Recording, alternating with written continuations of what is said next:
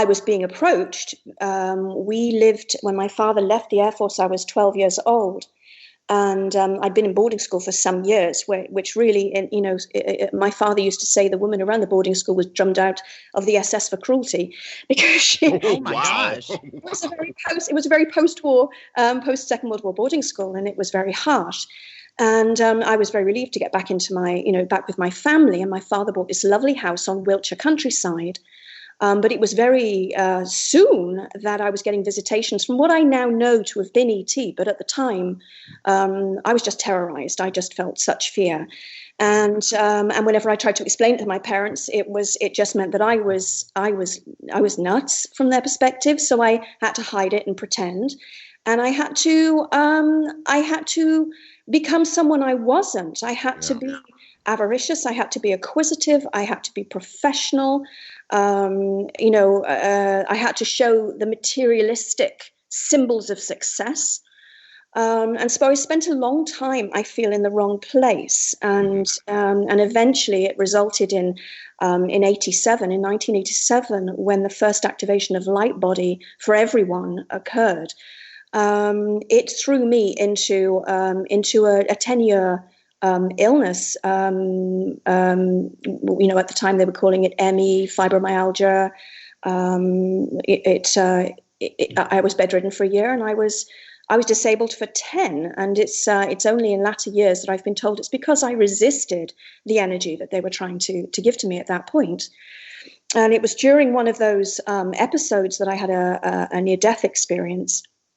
And I was ready to go, to be honest. But when it came to it, I guess I panicked and made all kinds of promises. And yeah, the foxhole prayers, right? You didn't want to go. They said, well, you've kind of forgotten what you came here to do. Do you think you should come back, be recalled, and we'll do this again? I said, no, I'll do it. So I kind of got past that. And once I'd had that experience, I recovered very quickly. And in part of my recovery was realizing that the energy in where I was living in England was not supporting me. And I'd always had a desire to go to the US. And we came here just for a few days at the end of a holiday tour of the East Coast. And we landed for the last 2 days on Martha's Vineyard. And my only reason for being there really was I'd seen a Carly Simon concert from Martha's Vineyard and thought I really should go there. But I discovered what I now know to be energy. Even then, I couldn't have told you it was energy. That I felt great on the vineyard and knew I had to be there. I had no money. I'd been disabled for 10 years. I hadn't worked. I had nothing. And on paper, it made no sense. But I persuaded my husband that midlife crisis is the gateway to happiness. And if we just sell everything we've got and we head out there and open an English tea shop, we'll be good. And so it kind of started with that because I was first approached by my guides very gently in the tea shop about tea leaf reading, which, actually Archangel Michael used to enjoy doing with me at that time. But I had literally not heard of yoga. I had not heard of Reiki. I did not know there was an angelic realm in 205. So, a huge amount has happened since that time in what I would call sort of a boot camp of experience and education. And I do remember having the conversation of, aren't I too old for this now? And they said, the question is irrelevant and the answer serves no purpose. You're here now. So there were, from my understanding, 8 others that had been prepared on the planet's surface to receive this energy. But I was the only one who was ready when the time came. And the way it was presented to me, I had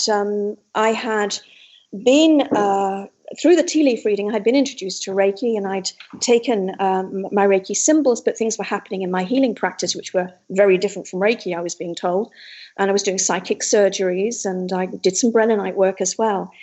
And then I realized that people could only be healed to a certain level if you couldn't access their subconscious mind, because what they were holding in their mental bodies was impacting their health. And so I became a hypnotherapist, certified hypnotherapist, and then I explored past life and in-between life hypnosis, and that's really when it all cracked open for me. And during one of my sessions with a girl, as you just said, I was contacted by the Palladians in the run-up to 2012. And we were all expecting huge things of 2012, you know. Right. Exactly. Namely, Cataclysm was high on my list.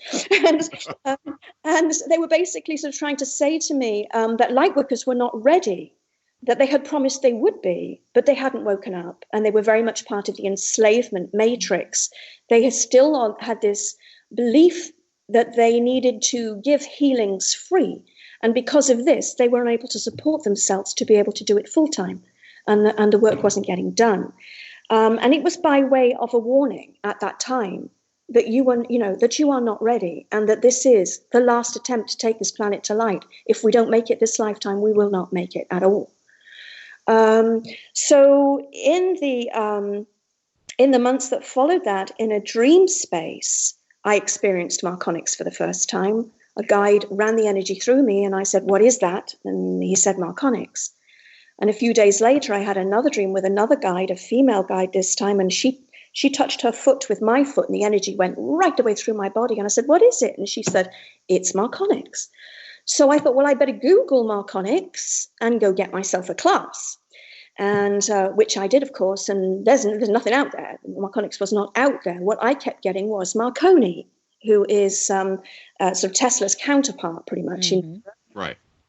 And well, that just seemed too easy and unlikely. So I disregarded it completely and thought, well, it can't be that. The guy invented radio. I mean, how can that be? How can that be the same thing? But I told a friend of mine, and she didn't let it go. She did some more investigating, and she came back to me and she said, "Do you know that Marconi was the most recent person in living history to understand that you could harness radio waves from space, and that in the 30s he developed a beam which he demonstrated outside of Milan to Mussolini. And apparently Marconi had most recently been able to help the Pope give his first radio broadcast. So he was quite well known at that time. And he demonstrated this beam. He switched this beam on, and it sent out electromagnetic pulse that stopped all the cars on the road coming out of Milan at that time. Mussolini's wife was in one of those cars, and it's mentioned in her memoirs. And Marconi was very interested in how this could be used specifically for healing. And but Mussolini knew there was a war coming and was interested in it for weaponry. Right. So the Pope told Mussolini to shut Marconi down in a very big way. Didn't like the way this was going. And so Marconi actually told me that he faked his death in 1937, and he sailed his floating laboratory, the Electra, to Venezuela, where he worked with a number of other scientists on sort of retro technologies, retro engineering of anti-gravity and these beams, this harnessing of energies and frequencies from space. He'd studied a lot about the work that Hertz had done, and so this was where his work was going. And then after the war, about 95 scientists that were kind of released at the end of the war from the German occupation joined him in Venezuela, where he continued. And so it was very much to do with Marconics. And after I was given this information, my friend had shown me this information. She'd also managed to get a photograph from the Library of Congress of Marconi. And I'd realized that a couple of nights earlier, I'd been on a train with him, an old steam train, and he'd been talking to me then. So I knew then that it was Marconi. A couple of nights after that, my father, who died in 2010, was an RAF pilot, but when he joined the Air Force, he was a radio engineer. And he turned up in a dream state showing me this beautiful 1930s radio and pointing to it and said, "You do not understand the power of radio frequencies yet." And as it progressed, I was told that I was accessing energy from what was now what they called a newly completed infrared system of space. Infrared system of space is light that is invisible to the human eye, and it's a much wider spectrum than the narrow spectrum that we use to see with in this dimension. And it contains radio waves, gamma ray, infrared, microwave. It contains everything of the electromagnetic spectrum. So we were not pulling down one frequency. We were pulling down a wide spectrum of light frequencies. And this light, they were explaining, was emanating from deep space. And as it travels through space at speed, it slows as it approaches a planet, and the gravity of the planet creates an arcing of the light. And as the light travels in an arc, it travels at 144,000 miles per hour.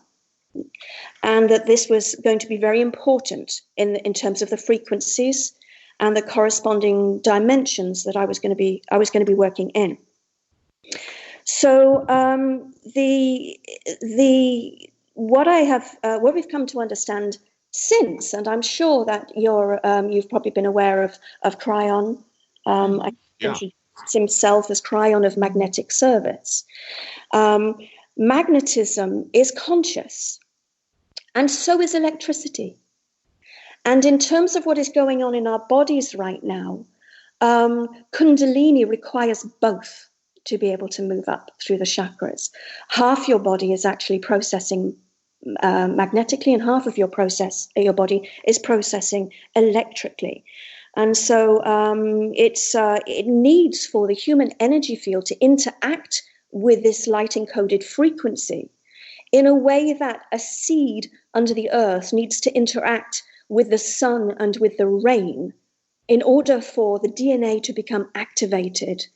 There are many modalities prior to 2012 that are simply only designed for the three-dimensional experience and for the three-dimensional template, the template that uses what we have become familiar with knowing as the meridian system.